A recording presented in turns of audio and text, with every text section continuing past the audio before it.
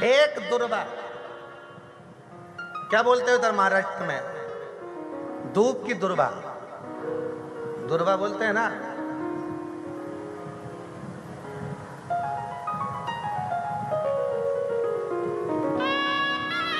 तो हम चांगला बोले ना, हम ठीक बोले ना।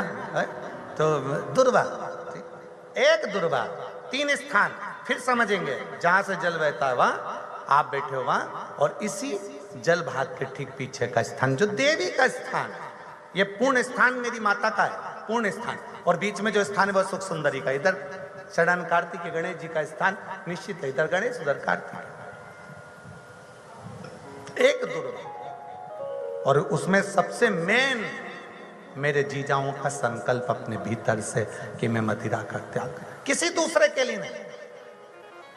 आप मदिरा छोड़ो, किसी दूसरे के लिए नहीं, अपने खुद के लिए। मेरे बेटे को मुझे आगे बढ़ाना, मुझे मेरे बेटे को प्रबल बनाना। ऐसा कौन सा काम है जो जिंदगी में तुम नहीं कर सकते? नशा तुमने पकड़ा है तो छोड़ भी तुम ही सकते हो, दुनिया में कोई नहीं छोड़ सकता। कौन?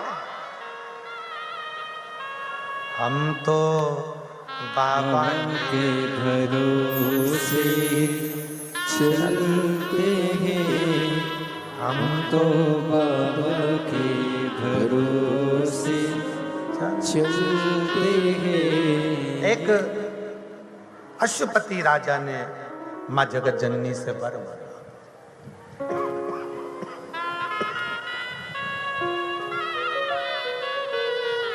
तब तक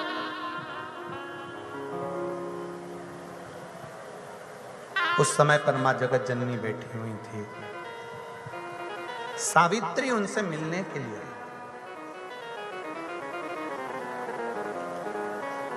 सावित्री, मेरा एक निवेदन सभी शिव भक्तों से है, अगर स्वीकार करें तो अच्छी बात है।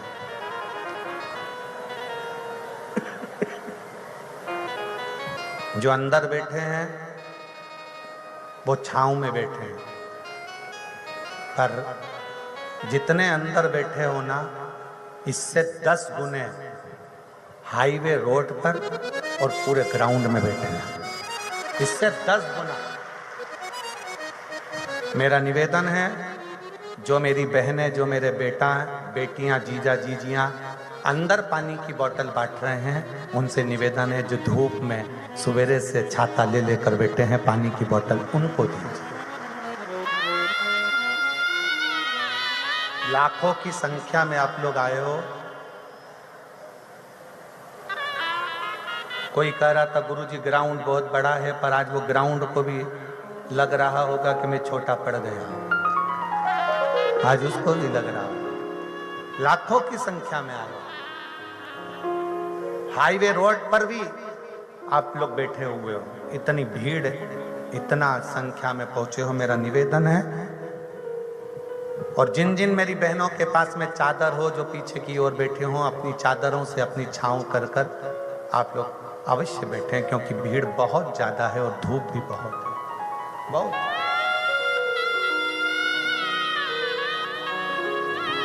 और मुझे उम्मीद है मेरे इस पवित्र प्रांगण के अंदर जितनी मेरी जीजियां बैठी हैं उनके पास में तो पानी की बोतल होगी, मुझे मेरा विश्वास कहता है, क्योंकि मुझे मेरी जीजी और मेरे जीजा पे पूरा भरोसा है कि वो पानी की बोतल साथ लेकर चलते हैं।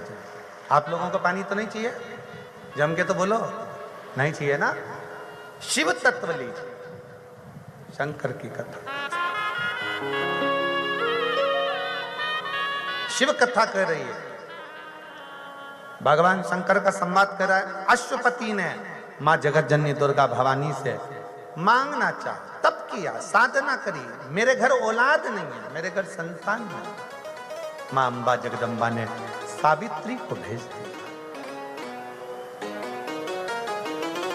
मां भवानी दुर्गा ने सावित्री को भेजा, जाओ सावित्री, आज तुम जाओ और जाओ पता करो कि राजा अश्वपति को क्या चाहिए। क्या? जब कोई कामना कर कर आप भगवान शंकर की आराधना करते हो। जब किसी कामना के साथ आप भगवान शंकर की आराधना में डूबते हो, उस समय पर केवल शिव ही नहीं 33 कोटि देवता भी आपकी कामना को पूर्ण करते हैं। 33 कोटि। एक पत्र है, देखिए।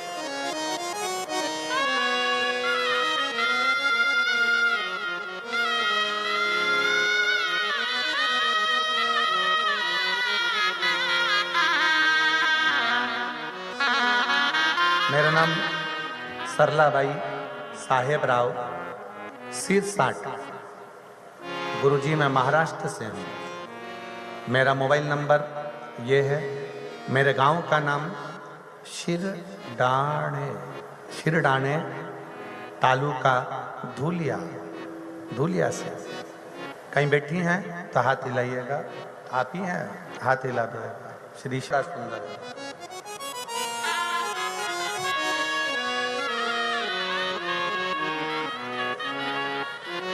श्री कमलाकर रामदास पेंडारकर उर्फ बाबा पेंडारकर,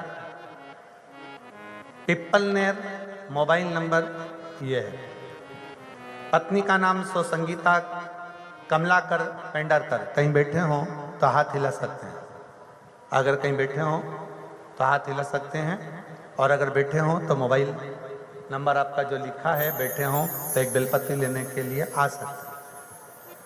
पेट की जांच की, डॉक्टरों का कहा कि पेट में चर्बी की गांठ है, लेकिन जब अस्पताल में भर्ती करने के बाद डॉक्टर ने जांचें प्रारंभ करी तो मालूम पड़ा कि गांठ कैंसर की है। जो गांठ हुई वो कैंसर की है। तब से पूरे परिवार सोच में पड़ गया था, चिंतित हो गए। लेकिन मेरी धर्मपत्नी ने भगवान पशुपतिनाथ का व्रत करना आरंभ किया। उसने कह दिया कि पशुपतिनाथ का व्रत करती हूं, मुझे विश्वास है मेरा शंकर मेरा कैंसर ठीक करेगा। धर्मपत्नी ने पशुपतिनाथ का व्रत करना प्रारंभ करा। भगवान शंकर के मंदिर जाकर रुद्राक्ष, तीर्थ और बिलपत्र को लेकर वही प्रसाद के रूप में पेशेंट को देना शुरू किया। आश्चर्य की बात, भगवान शिव जी की कृपा ऐसी हुई कि कैंसर की अगली रिपोर्ट नील आ गई। कैंसर की अगली रिपोर्ट नील आ गई। इस आपाधापी के क्षण में मेरी बेटी मयूरी और नासिक में रहने वाले मेरे प्रिय समधी जी, उन्हीं ने मुझे पशुपति व्रत और भगवान शंकर की भक्ति के बारे में बताया। तब से मैं शिव भक्ति से जुड़ी हूँ, यहाँ पर प्रणाम करने आई हूँ। ये शिव तत्व है। अगर कहीं बैठे हो तो आए, एक बेलपत्र लेकर अवश्य। और तेरी कृपा बिना न हिले एक भी अणु, लेते हैं श्वास तेरी कृपा से तनु तनु। बखान क्या करूं मैं लाखों के ढेर का, चपटी भभूत में। बेटे की सरकारी नौकरी लगी। एक बार जोरदार ताली बजाकर स्वागत। कुबेर का शिव तत्व। बखान क्या करूं मैं राखों के ढेर का, चपटी भभूत में खजाना कुबेर का। गंगधार मुक्ति द्वार ओमकार तू, भोले ओमकार तू। आयो शरण तिहारी शंभु तार तार तू। बखान क्या करूं मैं राखों के ढेर का, चपटी भभूत में खजाना कुबेर का। हे गंगधार मुक्ति द्वार ओमकार तू, भोले ओमकार कैंसर की रिपोर्ट नीलाई, जो कैंसर हो गया था बाबा की कृपा से रिपोर्ट पूर्ण तरह से नीलाई। एक बार जोरदार ताली बजाकर साधु का बहुत बहुत शिव तत्व,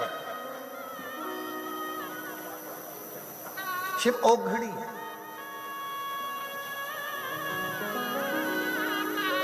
अश्वपति ने,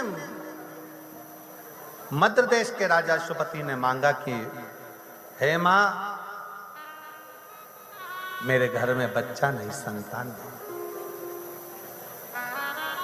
आज आई है सावित्री मां।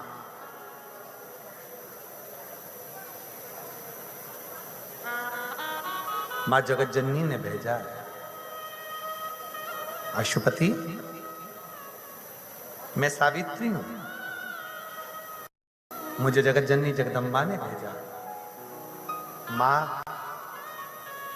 मैं तो नहीं जानता, पर इतना जानता हूं कि मेरी दृष्टि में सारी मां एक ही है।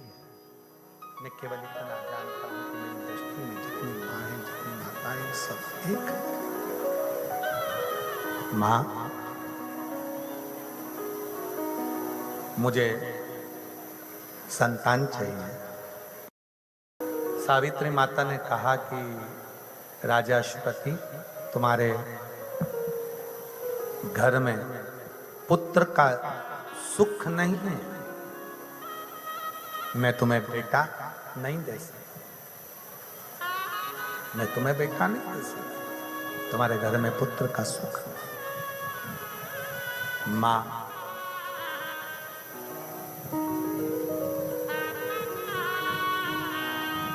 क्या मैं बिन औलाद के रहूंगा? सावित्री माता ने कहा कि बिन औलाद के तो नहीं, पर मैं तुम्हें वर देती हूं कि तुम्हारे बेटे की जगह तुम्हारे घर में एक बेटी जन्म लेगी, एक बेटी का जन्म।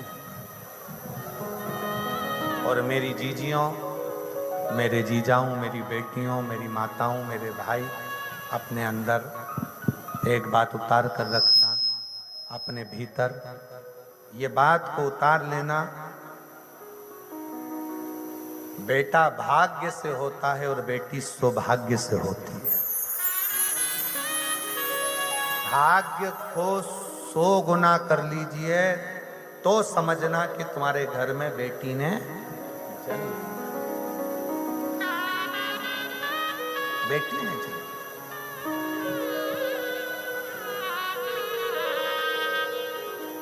बेटी जन्म ले। और सुनो अश्वपति, वो बेटी साधारण नहीं होगी। मैं सावित्री खुद तेरे घर में एक बेटी के अंश के रूप में जन्म लूं।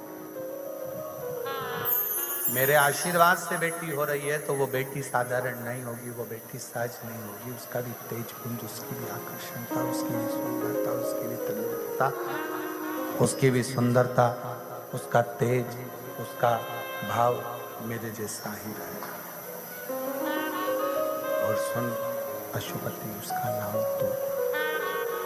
उसका नाम तो मेरे ही नाम पर सावित्री हो, मेरे ही नाम। अश्वपति के घर में 9 महीने पूर्ण होने के बाद में एक बेटी ने जन्म लिया। भगवान भोलेनाथ, एक बेटी ने जन्म लिया। 9 महीना पूर्ण हुआ, एक बेटी का जन्म हुआ, जिसका नाम सावित्री रखा। सावित्री बेटी धीरे धीरे बड़ी होने लगी। विवाह की चिंता व्यापने लगी।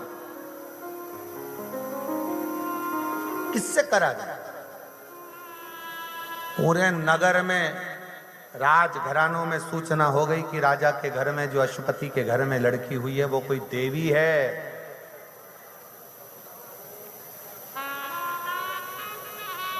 विवाह के लिए कोई प्रस्ताव नहीं आया।